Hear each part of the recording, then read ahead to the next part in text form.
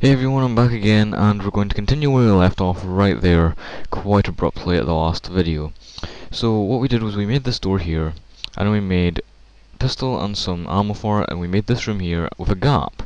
Now what you're going to do is fix up these textures. Actually, I forgot to do that last video, so I'll quickly do that right now while telling you what we're about to do. And what we're going to do is we're going to make a brush that will fit into that little gap in there. And it's going to have no draw on all the sides, apart from the side that we want textured with glass, which, funnily enough, will display both sides. So, let's make a brush that will fit in there. Now, make sure that your grid size is on 1. Glass is meant to be thin, so with it 1 unit thick,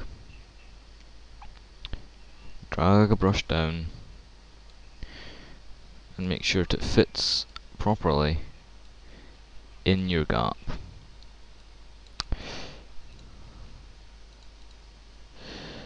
Like so. Now that you have a brush that fits exactly in the gap, what you're going to do is you're going to open your texture browser and look for some glass. So I'm just going to go with glass window break 070A. I'm going to apply that, and I'm actually put that there, and apply it on the side that the player will see first, and fit it if you like. You don't need to. Now what I'm going to do is press Ctrl T, and from the drop down list select Func Breakable Surf, which is breakable surface. You can give it a name, but we don't need to. And you can change all sorts of settings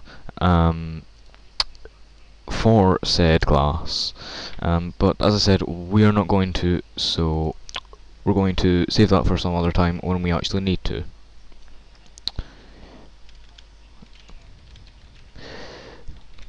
Anyway. Oh, he's playing Source now as well. Okay then. Anyway, class info. We don't need that. Now what we're going to do is go to the Entity tool, and I'm not actually entirely sure if this is needed for breakable glass, but I do it anyway because, you know, I think it is needed.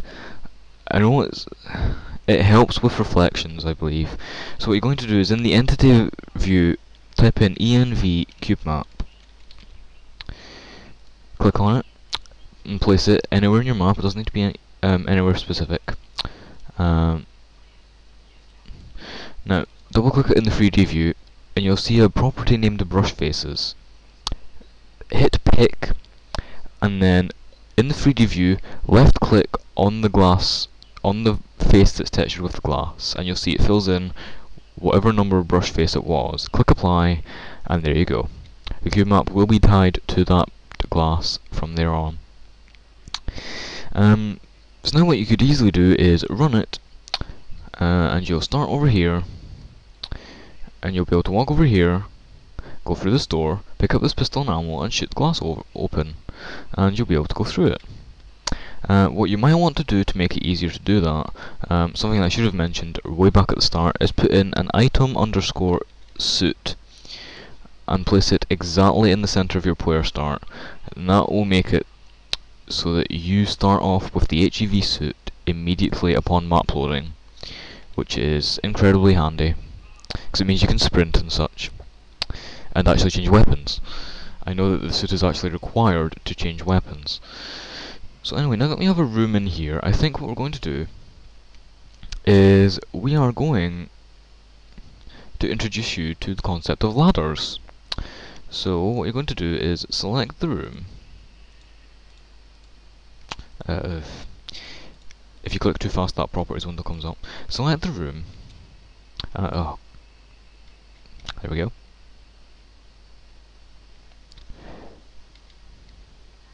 And what you want to do is, in the side view,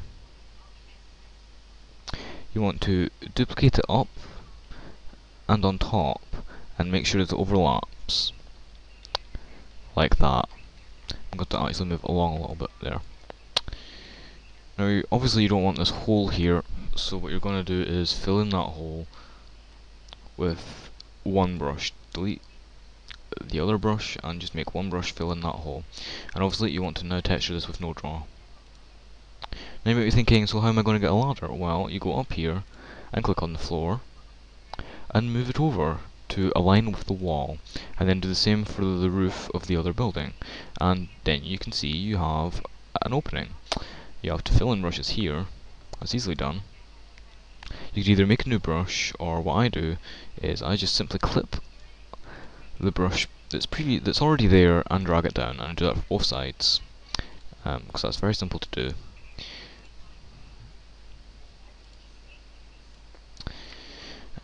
Now obviously texture each of those.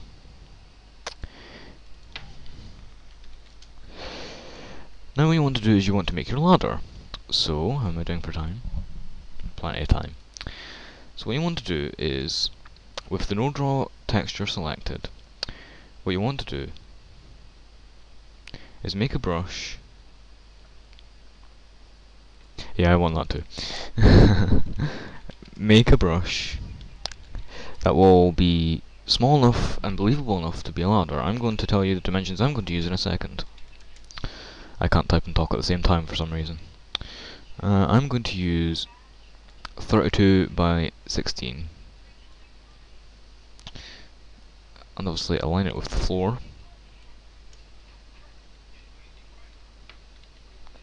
Now what you're going to do is go into the texture browser again and find the ladder texture that you want to use. I'm just going to use the dev texture for now. And I'm actually going to resize this in a second. I'm going to resize this to 24 by 16. Because it's a bit big. Anyway, press fit on that, and again, and again. Yes, it does.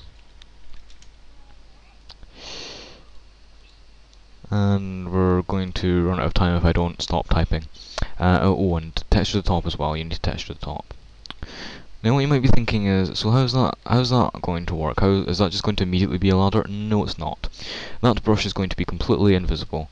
In fact, what you're going to do is press Ctrl and T and make sure that it says Func Detail, and then click Apply. Now what we're going to do is go into the Entity tool and then type in Func and then look for Usable Ladder. Now what you want to do is you want to place this just next to your ladder brush. However, make sure that it is at least one hammer box away from the actual ladder. Now you'll notice that there's a little circle in the middle here. Now what you want to do is drag this up. And as you can see, it makes another one. And that is your actual ladder. That is the ladder that you will climb up. But it's useless to us right now. What we need to do is go into the Entity tool again, and then type in info ladder dismount. And we need to place these around our ladders, well, around the ladder, and then obviously move them, make them line up, and such things. It's good practice to have 3 for every ladder, but if you can't fit 3 into your map, say for example you have a really thin corridor, then just use as little as you need. Now make sure that they do not come into contact with the actual Func usable ladder. Make them a few units away, like I've done there. And that is how you make a ladder. So you should be able to run this map and go through that glass, which should shatter, and then go up this ladder. And that is how you make a ladder that's how you make breakable glass and a ladder in Source. So I'll see you guys next time with an extension to this map. Thank you for watching, and goodbye for now.